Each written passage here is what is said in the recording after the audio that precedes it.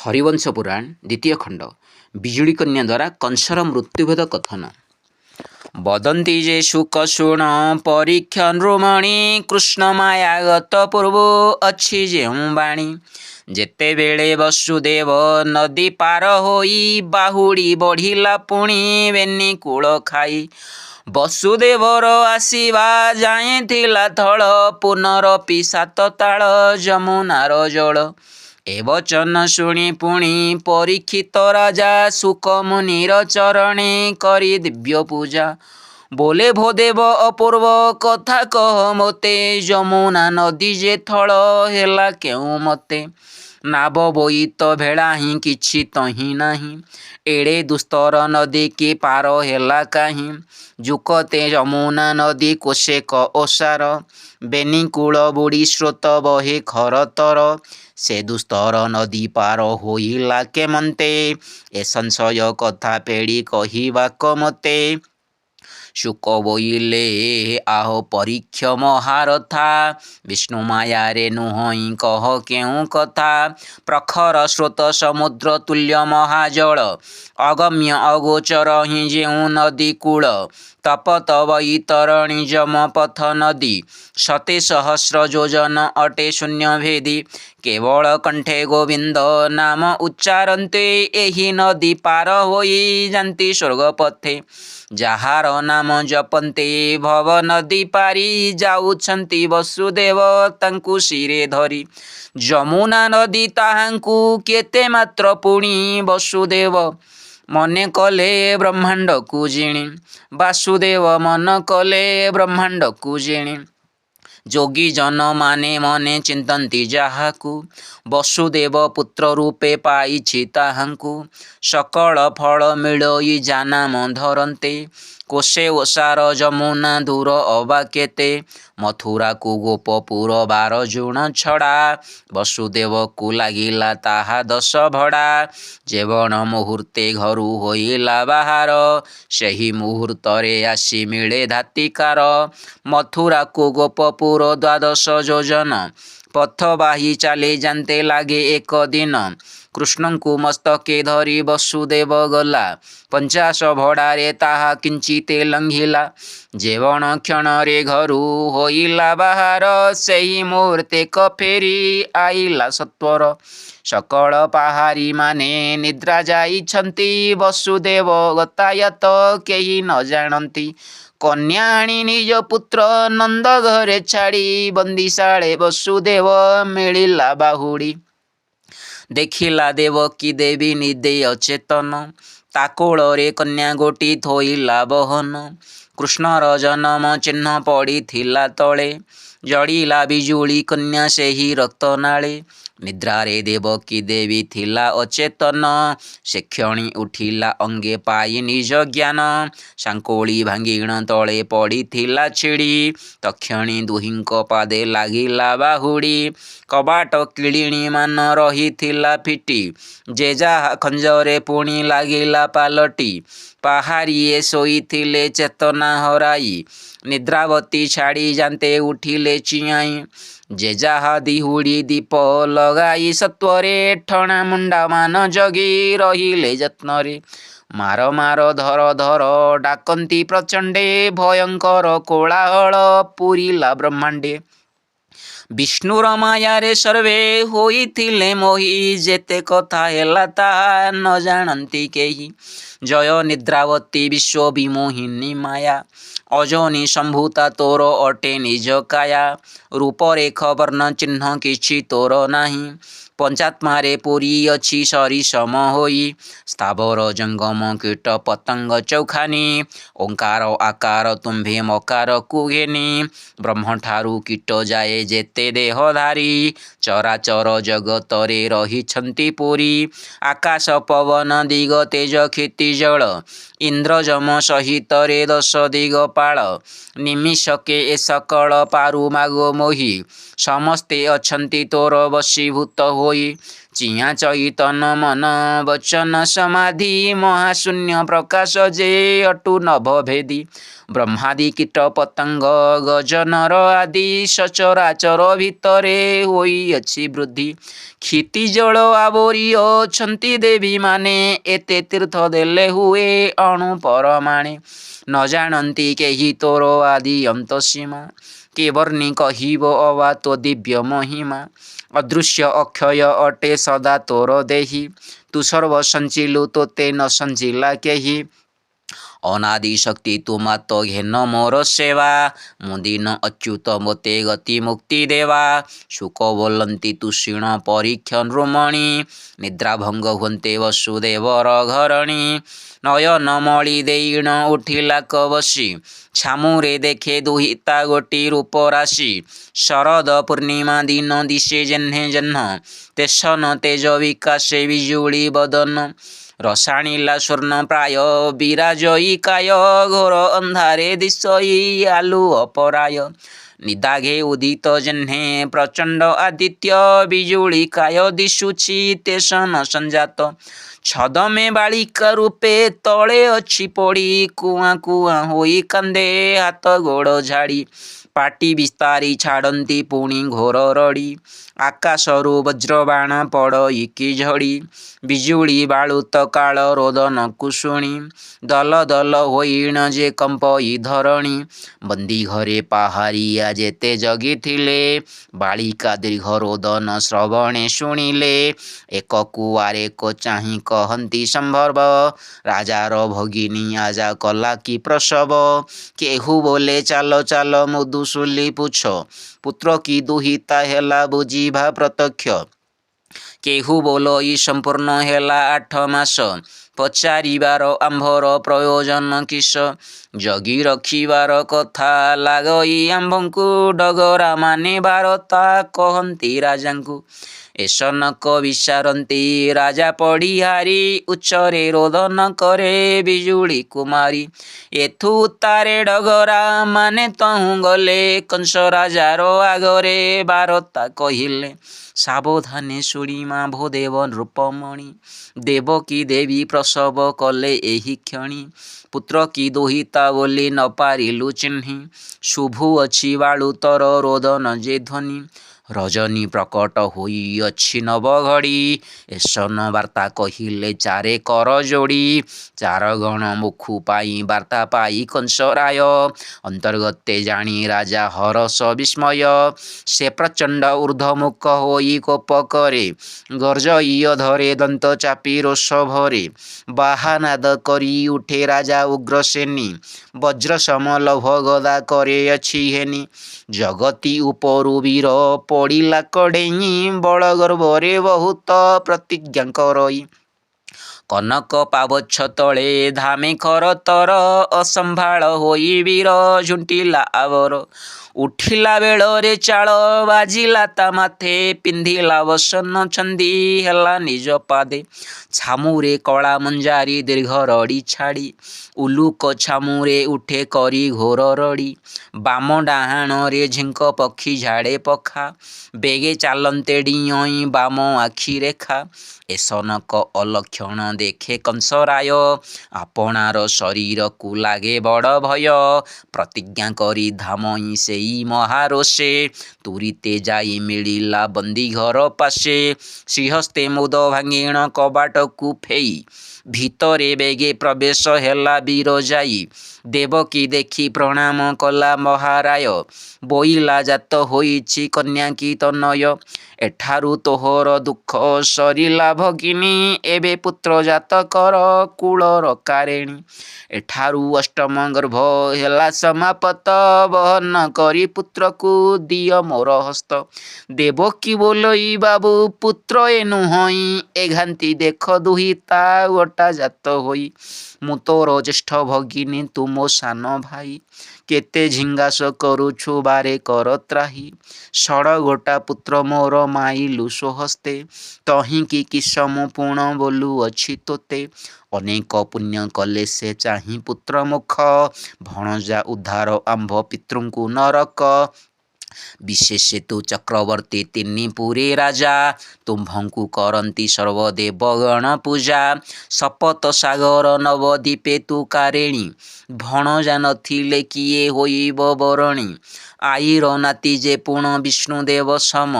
एहाकु पूजा कले त पाई बहु धर्म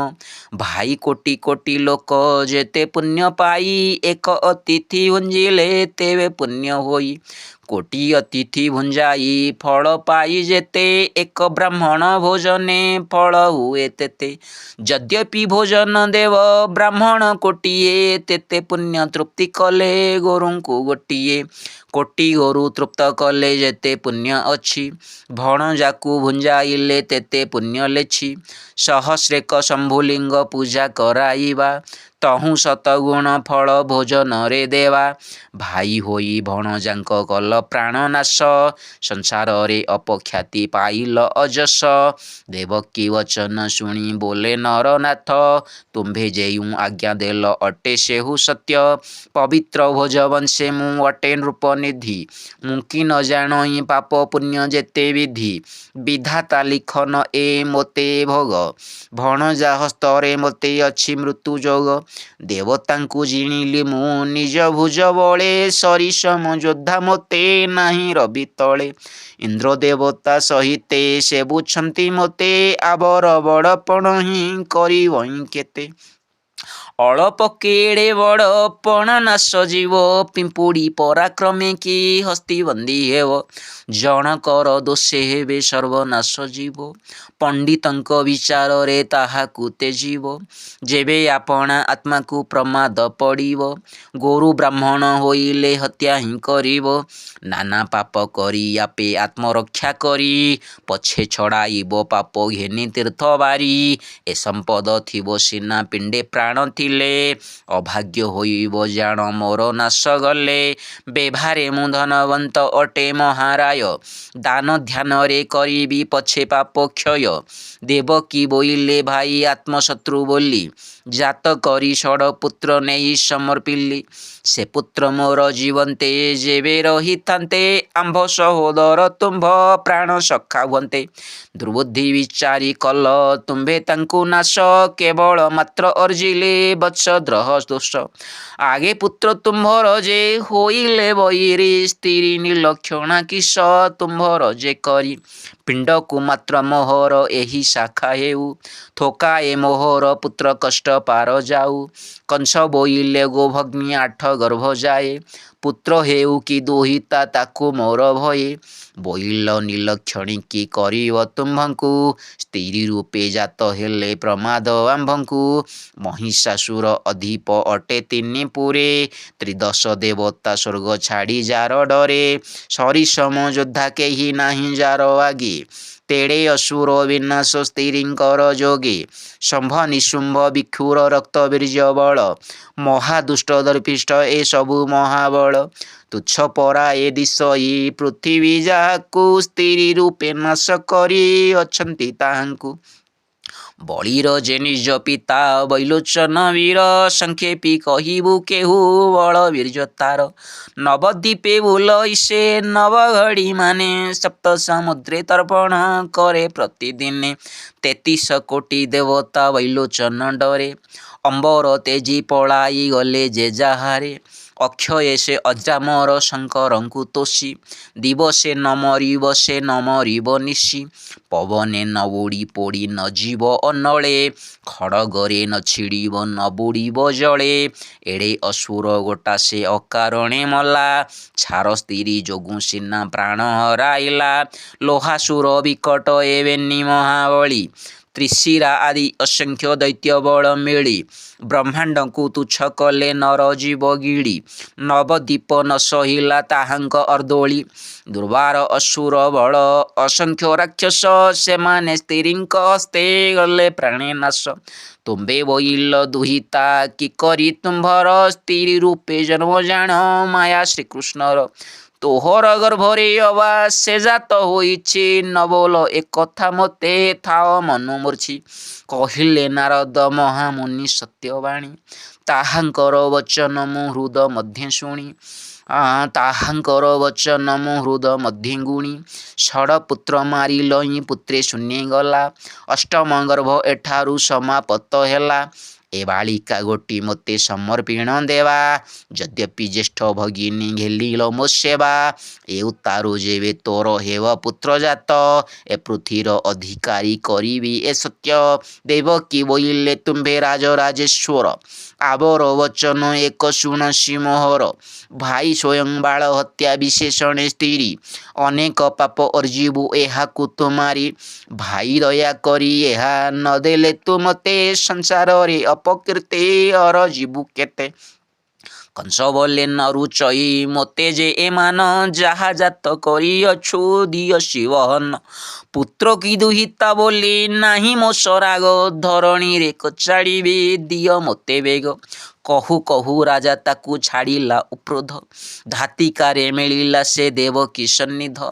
କୋପ ଭର ହୋଇ ବୋଲେ ରାଜା ଉଗ୍ରସେନୀ କିମ୍ପା ବାଳିକା ତୁ ମୋତେ ନ ଦେଉ ଭଗିନୀ ୟା ବୋଲି ଦେବକୀ କୋଳୁ ଆଣିଲା ଉଛୁଡ଼ି ମୂର୍ଚ୍ଛା ଯାଇଣ ଦେବକୀ ଦେବୀ ତଳେ ପଡ଼ି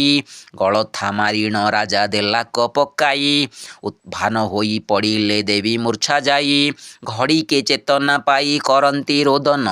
ବେନି ନୟନୁ ଲୋତକ ବହେ ଘନ ଘନ ଆହାରେ ବିଧାତା ମୁହିଁ କେଉଁ ପାପ କଲି ଦିଗପାଳ ସମ ଷଡ଼ପୁତ୍ର ଜାତ କଲି ଚାଣ୍ଡାଳ ଦାରୁଣ ଭାଇ ମୋର ଦୁଷ୍ଟ ନଷ୍ଟ ସ୍ୱହସ୍ତରେ ଷଡ଼ପୁତ୍ର କଚାଡ଼େ ପାପିଷ୍ଠ ପ୍ରାଣର ବୈରୀ ବୋଲି ପୁତ୍ରନ୍ତ ମାଇଲା ଦୁହିତା ଗୋଟି କେବଳ ଦୋଷ ତାର କଲା ପଣ୍ଡକୁ ଶାଖା ମୋହର ହୁଅନ୍ତା ସେ ମୋତେ କି ବୁଦ୍ଧି ବିଚାରି ସେ ମାରଇ ଅଦ୍ଭୁତେ ରକ୍ତ ମାଂସ ଦେହ ବହି ସହି କିଏ ବ୍ୟଥା ସ୍ତ୍ରୀ ସଂସାରକୁ ଏହି ବିଡ଼ମ୍ବନା କଥା କେବଳ ପୁରୁଷ ମୋତେ ଦେଲା ଏଡ଼େ ସାପ ସେ ଘେନି ଫଳିଲା ମୋତେ ଏସନ ସ୍ୱରୂପ ଦେବକୀ କ୍ରୋଧବଦନ ବସୁଦେବ ଦେଖି ବୋଲଇ ଶୋକ ଆଉ ନ କର ଶଶୀମୁଖୀ ବିଧାତା ପୁରୁଷ କର୍ମେ ଲେଖିଅଛି ଯାହା ପୂର୍ବେ ଯାହା ଅର୍ଜିଅଛୁ ଭୁଞ୍ଜିବୁ ନା ତାହା ଯେଥିଲା ଅର୍ଜିଲା ଦୋଷ ଆପେ ଭୋଗ କରି ମାୟା ମୋହ ସଂସାର କେ ନୁହନ୍ତି କାହାରି ପୁତ୍ର କୁସୁମରି ଆମ୍ଭେ ଯଦ୍ୟପି ମରିବା ମଲା ପୁତ୍ର କି ଆଉ କି ଜିଆଇ ପାରିବା ଆମ୍ଭେ ଅର୍ଜିଥିଲେ ପୁତ୍ର ଦୁହିତା ସକଳ କଥା ରହିବ କେବଳ ହୋଇବା ବିକଳ ଦୈବ ଦଣ୍ଡୁ ଅଛି ଗୋ କାହାକୁ କହିବା ଯେତେ ଦଣ୍ଡ ଅଛି ସବୁ କର୍ମକୁ ବୋଲିବା କର୍ମରେ ଯେବେ ଅଛଇ ଦୋଷ ପୁତ୍ରକ ଦେଖିବା କାହୁଁ ଗୋ ଆମ୍ଭେ ପୁତ୍ରଙ୍କର ମୁଖ ପୁତ୍ର ଦେଇ ବସୁଦେବ ବିଜୁଳି ଆଣିଛି ତେଣୁ ତାହା ମନେ ନାହିଁ ବିଷାଦ ଯେ କିଛି ଦେବକୀ ନ ଜାଣେ ପୁତ୍ର ପାଲଟିବା କଥା ତେଣୁ କରି ତାର ହୃଦୟ ଜାତ ବଡ଼ ବ୍ୟଥା ଏଥୁ ଅନନ୍ତରେ ସେ କଂସାସୁର ବୀର ବିଜୁଳି କନ୍ୟାକୁ ଘେନି ଚଳେ ଧାତିକାର ଆଣ୍ଟ କରି ଦୁହି ତାର ଧରିଛି ଚରଣ ବଦନ ଗୋଟି ତାହାର ଚାହିଁ କ୍ଷଣେ କ୍ଷଣ ବଜ୍ରଦଣ୍ଡ ଖଣ୍ଡା ବାମ କରେ ଅଛି ଧରି ହରସ ହୋଇ ଚଳଇ ଭୀଷ୍ମ ରୂପ ଧାରି ନଗ୍ରସିଂହ ଦ୍ୱାରେ ଅଛି ଅକର୍ମା ଯେ ଶିଳ ତହିଁ ନିକଟେ ମିଳିଲା ଯାହି ମହିପାଳ ରେ କାର କରି ଗର୍ଜି ଉଠେ ରୋଷ ଭରେ ବଜ୍ର ପଡ଼ଇ ଯେସନେ ପର୍ବତ ଉପରେ ବୋଲାଇ କୁମାରୀ ପାଦ ଧରି ଅନ୍ତରିକ୍ଷେ ଦର୍ପଣ ଶିଳାରେ ନେଇ କଚାଡ଼େ ପ୍ରତ୍ୟକ୍ଷେ କଚାଡ଼େ ହୁଙ୍କାର ନାଦ କରି ମହାବଳୀ ରଜକ ବସ୍ତ୍ର କାଚଇ ଯେସନେ ତୋଳି ତେସନକ କଚାଡ଼ଇ ଅତି ବେଗେ ବୀର ବିଶ୍ୱରୂପ ଧରି ଦେବୀ ଫିଟିଲେ ହସ୍ତର ଶୋଭାବେତ ମହାନିଶା ଘୋର ଅନ୍ଧକାର ନିର୍ଧୂମ ଅନଳ ଜିଣି ଦିଶେ କାୟା ତାର ଅତି ତେଜ ମୂର୍ତ୍ତି ଧରି ଉଦେ ଶୂନ୍ୟ ମଧ୍ୟେ କଂସ ଛାତିରେ ମାଇଲେ କୋପେବେନି ପାଦେ ରୁଧିର ବାହାରେ ମୁଖ ବାଟେ ବଢ଼ି ଜାଣି ଶୂନ୍ୟ ଛିଡ଼ା ହୋଇଛନ୍ତି ବିଜୁଳି କି ଜିଣି ଅନ୍ଧ ପଟଳ ବାନ୍ଧିଲା ପରି ଉଗ୍ରସେନୀ ଦଶ ଦିଗେ ଅନ୍ଧକାର ଘୂରେ ଚକ୍ର ଜାଣି କଂସ ଦୁଇ ହାତେ ଅଛି ବେନି ପାଦେ ମୁଷ୍ଟି ଅନ୍ତରିକ୍ଷେ ଯାଉଛନ୍ତି ଗଗନକୁ ଘୋଟି ଲତା ବିଜୁଳି ପରାୟ କାୟା ଯେ ଦିଶିଲା ଶୂନ୍ୟ ମଣ୍ଡଳେ ସେ ମହା ତେଜ ବିକାଶିଲା ବିକ୍ରମ ସିଂହ ପିଠିରେ ଆରୋହୀ ଚାମୁଣ୍ଡା ଅନେକ ଆୟୁଧ କାତି ଖପର ଯେ ଖଣ୍ଡା ତ୍ରିଶୂଳ ଡମ୍ବରୁ ପର୍ଶୁ ମୁଦ୍ଗର ଆବର ତକ୍ଷକ ନାଗ ଅଙ୍କୁଶ ନାରାଚ କୁଠାର ଆଢ଼େଣୀ ବଜ୍ର ଶକତି କୁନ୍ତ ବଜ୍ରମୁନା ଅଭୟ ଖର୍ପର ହସ୍ତେ ଶୋହେ ବଜ୍ରସେହ୍ନା କିରୀଟ କୁଣ୍ଡଳ କର୍ଣ୍ଣେ ଗଳେ ମୁଣ୍ଡମାଳି ଯୁକତେ ଖାଙ୍କର କେଶ ଭୟଙ୍କର କାଳି ଶରଦ ଇନ୍ଦୁବଦନ ସିନ୍ଦୁରେଣ ମଣ୍ଡି ଭୂଷିତ ମନ୍ଦାର ମାଳା ଘୋର ରୂପୀ ଚଣ୍ଡୀ କିଳି କିଳି କୁହୁ କୁହୁ ନାଦ ଟହ ଟହ ଅତି ଭୟଙ୍କର ରୂପ ଜିଭ ଲହ ଲହ ଅନନ୍ତ କୋଟି ଚାମୁଣ୍ଡା ପାରୁଷରେ ମିଳି ଅର୍ଦ୍ଧ ଆକାଶେ କରନ୍ତି ରହି ରଙ୍ଗ କେଳି ମେଷ ମହିଷ ଗର୍ଦ୍ଧବ ବାହାନରେ ଚଢ଼ି ମଦିରା ମହୁ ମାଂସକୁ ଭକ୍ଷନ୍ତି କାମୁଡ଼ି ମଧ୍ୟାହ୍ନ ଆଦିତ୍ୟ ଜେହ୍ନେ ଦିଶେ ତେଜମୟ ପ୍ରଚଣ୍ଡ ଆଦିତ୍ୟ କିବା ହୋଇଛି ଉଦୟ କଂସରାଜନ ଆଶ୍ଚର୍ଯ୍ୟ ହେଲା ତାହା ଦେଖି କ୍ଷଣ କ୍ଷଣ କେ ଚାହିଁ ଊର୍ଦ୍ଧ୍ୱକୁ ନିରୀକ୍ଷି ଆଦିତ୍ୟ ଜ୍ୟୋତି କି ଜେହ୍ନେ ଚାହେଁ କ୍ଷଣେ କ୍ଷଣେ ଅନ୍ଧ ପଟଳ ଘୋଟଇ ନୟନେ ତେସନେ ଯେବେଳେ କଂସ ବିଜୁଳି କନ୍ୟାକୁ ଚାହିଁଲା ପୃଥିବୀ ଯାକ ତାହାକୁ ଅନ୍ଧାର ଦିଶିଲା ଊର୍ଦ୍ଧ୍ୱମୁଖ ହୋଇ ଚାହିଁ ଆକାଶକୁ ରାଏ ବୋଲନ୍ତି ଦର ହସିତ ବଦନରେ ମାଏ ଆରେ କଂସ ରାଜା ତୋର ମତି ହେଲା ଚନ୍ନ ମାରିଅଛୁ ଦେବକୀର ବାଳୁତ ନନ୍ଦନ ଆରେ ମୋଢ଼ ମଣୁ ଅଛୁ ଏବେ ସେହି ପ୍ରାଏ ଆମ୍ଭଙ୍କୁ ତୁ ମାରି ଲୋଡ଼ୁ କଚାଡ଼ି ଶିଳାଏ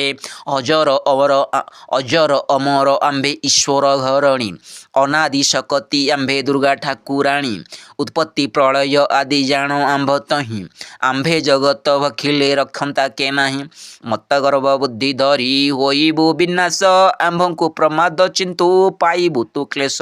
ଯେ ବିଜ୍ଞ ପଣ୍ଡିତ ମହାଜ୍ଞାନବନ୍ତ ପ୍ରାଣୀ ଏଡ଼େ ବଡ଼ ଅନାଚାର କରନ୍ତି ଯେ ପୁଣି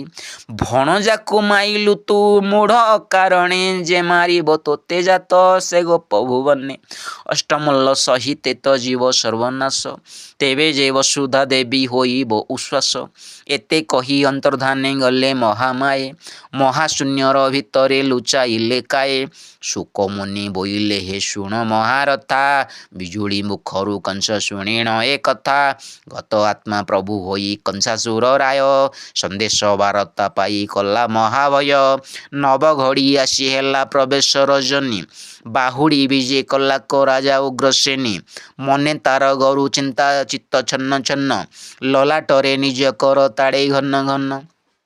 ବିଚାରି ବୋଲେ ଅନେକ ପାପ ମୁଁ ଯେ କଲି ଅଦୋଷେ ଭଣଜା ଷଡ଼ ଗୋଟାଙ୍କୁ ମାଇଲେ ସୋଦର ଜନଙ୍କୁ ବଧ କଲି ଅକାରଣ ପାପ ହିଁ ବଢ଼ିଲା କିଛି ନୋହିଲା କାରଣ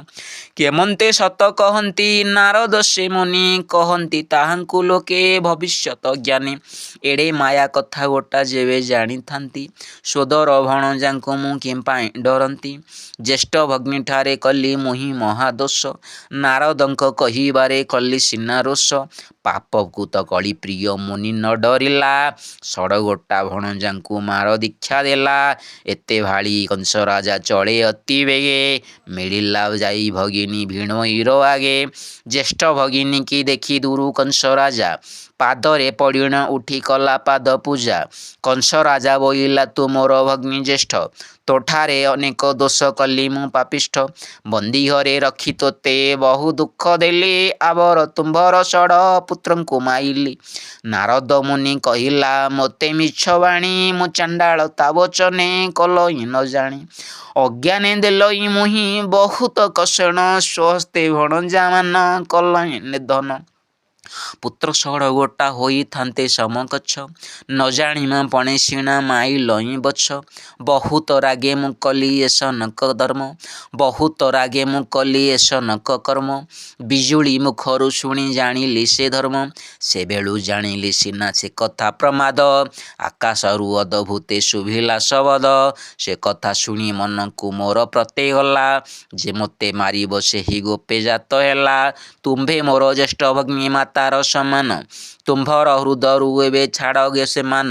ସାନ ଭାଇ ବଡ଼କୁ ତ ଦୋଷ ଯେତେ କରି ସାନ ଦୋଷ କଲେ ବଡ଼ ସେ ଦୋଷ ନ କରି ଜନ୍ମ ହୋଇଲେ ଅବଶ୍ୟ ମରଣ ହିଁ ଅଛି ପାପ କଲେ ପୁଣ୍ୟ ପୁଣ ତହିଁ କି ଯେ ଅଛି ରାତ୍ରିକ ହୋଇଲେ ପୁଣି ଦିବସ ପ୍ରକାଶ ଦେହ ବହିଲେ ଅବଶ୍ୟ ପ୍ରାଣୀ ଯାନ୍ତି ନାଶ ଗଲା କଥାକୁ ସୂଚନା କଲେ ହେବ କିସ ମୋର ଜିଥିଲେ ଅଛି ତୁମଙ୍କୁ ତ ଯଶ एते बोली महाराजा कर पत्र जोड़ी पुनरपि देवकीर पाद तले पड़ी दोष उपेक्षा न करी जेबे कोप दोष उपेक्षा न करी जेबे कोप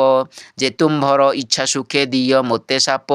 काकुस्थ वचने देवी संतोष होइला भाई मु जहा अर्जिली से मोते फलिला मोहर कर्मे अछई एसन भविष्य तुम्भे मोहर सोदर बोली विमु किश राजराजेश्वर तुम्भे नृप चूड़ामणि स्वर्गमंच पाताल रे अट जे कारिणी तुम्भ तुल्य सोदर मु पाइली मो भाग्य जेउ अपचय हेला ए मो कर्म जोग तुम्भे भाई जेबे स्नेह छाड़िबो आम्भंकु तुम्भे दंडन्ते गुहारी करिबु काहाकु जननी जेबे आपणा पुत्रे विश्व देव भर्ता होई भारी जाकु जेबे उपेक्षिब पिता होई पुत्री बिकी जीव धन घेनी समुद्र जेबे लंघिब सकल मेदिनी राजा होई जेबे पुणी दंडीव प्रजा को कर्म को बोलिबा सिना एक था मानकु कंस राजा बोलई गो न कर तु शोक एबे तो सेवा करी देखुथिबे लोक तो भृत्यर भृत्य होई करी मु सेवा पादरे खटिबे तोर स्वर्ग सुर देवा आउ जेउ पुत्र जात होइब तोहर मथुरारे कराइबी ताकु नृपवर आजु तोर आज्ञा मानी सेवक पराए सेवा करी रहिथिबी जीव थिबा जाए जोग थिबा कथा हेला तू ताहा न घेन हृदयरु छाड़ एबे मान अभिमान ए रूपे आश्वासी कहे कंस महाबली देवकी वसुदेवर कड़ाई सांकुली सन्निधि की परिजन मानंकु हकारी प्रमाण आज्ञा देला क आपे दंडधारी देवकी ठाकुराणी की स्नान करा नेई घर कुनिय उत्तम बसन पिंधाई राजा आज्ञा पाई परिजन माने गले तिल अएला कुंकुम घसी गंगा जले स्नान कराइण झीन पाट पिंधाइले आय अलंकार मान अंगरे खंजिले इंद्र गोविंद पतनी उपराण नेत श्रीहस्तरे शाढ़ी देला मथुरार नाथ वसुदेवर छामुरे आपे उभा होई विनय करी वचन बोले नृप साई तुम्भे वसुदेव अट मो ज्येष्ठ भेणोई मथुरापुर कारिणी पति पत्नी दोई अनेक दोष तुम्भर कलई न जानी से दोष मो क्षमा कर तुम्भे दुई प्राणी एते बोली वसुदेव बहुत विनय पुण पुण कृतांजलि होई महाराय देश घोष अलंकार देला धन धान्य देवता समान तांकु कला सम्मान मथुरा कटके सेही हेले अधिकारी वसुदेवंकु से कंसे गौरव करी हिंदोला रे देवकी कु घेनी पुर गले सकल राणी आसी अर्घ्य बंदाइले उग्रसेन इंदुमती दुही तांकु चाही आश्वासना करी कोले बसाइले नेई पिता माता देवकी कु कहंती वचन गला कथारे सचना न कर तो मन तुही आंभर दुहिता ज्येष्ठ जे दुलाली अनेक दुखे सहिलु आंभे तो अर्दली सहोदर भाई जेते देला अनुताप से कथा मन रे धरी न कर संताप आंभे तोर पिता माता बोलु अछु तोते दुष्ट भाई तु दोष न धर किंचिते जेवण कंस प्रतापे जगत बरणी रवि तले अटे सेही वीर चूड़ामणि दिगपाल सम भाई कला जेबे दोष तु परम माहेश्वरी न कर मारोष आंभे तोर पिता माता बोली हाथ धरी सान भाई दोष क्षम आंभ बोल करी कंस 64 नारी हेती आदि जेते पाद धरी पाए पड़ी शोइले समस्ते सबुरी विनय शुणी देवकी आनंद मने मने सुमरई श्रीराम गोविंद रजनी जे 7 घड़ी थिला अवशेष समस्ते चली गले जे जेजाहार वास इति श्री भागवत पुराण प्रसिद्ध दशम स्कंधर एही आद्य खंड मध्य पवित्र गंगा जल ए ग्रंथ पुण्यमये इदं षटपश अध्याय समाप्त हुए। जय तुम्भे जगन्नाथ मत्स्य अवतार हेले पुरीला तो काये शपथ सागर तो चरण सेवाकारी मु अच्युत दास दया करी प्रभु मोर क्षमा कर दोष। हरे कृष्ण कृष्ण कृष्ण हरे हरे हरे राम राम राम हरे हरे हरि बोल।